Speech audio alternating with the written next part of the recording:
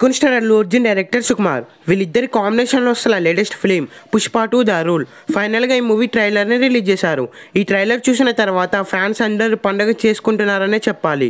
అల్లు అర్జున్ సుకుమార్ వీళ్ళిద్దరి కాంబినేషన్లో వచ్చిన ప్రతి మూవీ కూడా బాక్స్ ఆఫీస్ దగ్గర బ్లాక్ బస్టర్ అవుతాయి. ఇప్పుడు మళ్ళీ వీళ్ళిద్దరి కాంబినేషన్లో వస్తున్న మూవీ అవడంతో ఈ సినిమా మీద భారీ ఎక్స్పెక్టేషన్స్ ఉన్నాయి. పుష్ప 1 రిలీజ్ అయిన 4 years గ్యాప్ తీసుకొని ఈ సినిమాని రిలీజ్ చేస్తున్నారు. ఈ సినిమాని December 5th గ్రాండ్గా థియేటర్స్లో రిలీజ్ చేస్తున్నారు.